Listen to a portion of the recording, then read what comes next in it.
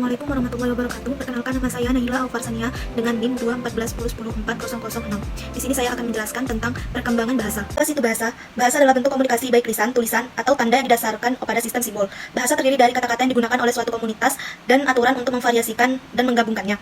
Kita butuh bahasa untuk komunikasi dengan orang lain untuk bicara, mendengar, membaca, dan menulis. Sistem aturan bahasa. Bahasa sangat teratur dan terorganisir. Ada 5 sistem aturannya. Yang pertama, fonologi.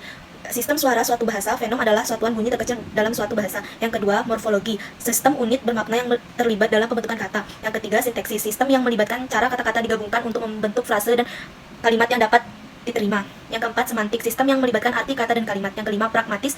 Sistem menggunakan percakapan yang tepat dan mengetahui tentang bagaimana menggunakan bahasa secara efektif. Bahasa perkembangan. Anak-anak memahami kata pertama mereka lebih awal daripada mereka mengucapkannya. Bagaimana bahasa berkembang pada masa bayi? Vokalisasi awal ini adalah untuk berlatih membuat suara, berkomunikasi, dan untuk menarik perhatian. Suara bayi selama setahun pertama itu menangis, berdiri, dan mengoceh. Yang kedua, anak usia dini balita bergerak agak lebih cepat dan memproduksi ucapan 2 kata, menciptakan kombinasi 3, 4, dan 5 kata antara usia 2 sampai 3 tahun. Mereka mulai transisi mengucapkan kalimat sederhana yang mengungkapkan proposisi tunggal untuk mengatakan kalimat kompleks. Yang ketiga, masa kecil dan akhir. Anak-anak memperoleh keterampilan baru saat mereka memasuki sekolah yang memungkinkan mereka untuk belajar membaca dan menulis atau menunjukkan keterampilan membaca dan menulis yang telah mereka kembangkan di masa kanak-kanak. Yang keempat, yaitu pada masa remaja. Remaja jauh lebih baik daripada anak-anak dalam menganalisis fungsi sebuah kalimat.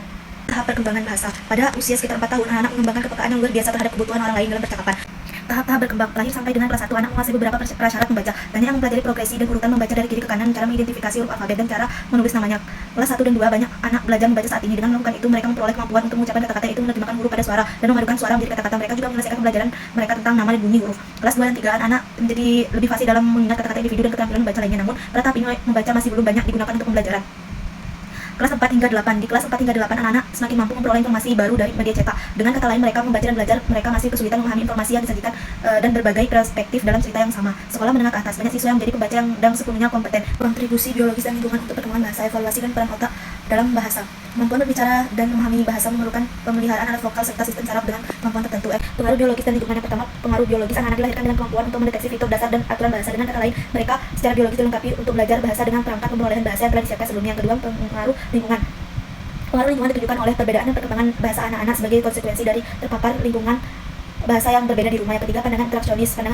Pandangan interaksionis bahasa menekankan bahwa biologi dan pengalaman kontribusi pada perkembangan bahasa. Interaksi biologi dan pengalaman ini terlihat pada variasi perolehan bahasa. Literasi awal. Orang tua dan guru perlu menyediakan lingkungan yang mendukung untuk membantu anak mengembangkan keterampilan literasi. Pentingnya keterampilan bahasa awal yang kesiapan sekolah anak. Yang pertama, kesadaran fenologis, pengetahuan reaksi peduli. Orang tua dapat memfasilitasi perkembangan bahasa bayi dan balita. Bayi, jadilah mitra percakapan yang aktif balita. Terus menjadi mitra percakapan yang aktif, melibatkan balita dengan percakapan, bahkan percakapan sepihak. Selanjutnya yaitu bahasa dan kognisi. Aspek-aspek tertentu dari perkembangan bahasa biasanya mengikuti penguasaan keterampilan kognitif yang dipilih pada anak-anak yang perkembangan normal dan anak-anak yang keterbelakangan mental.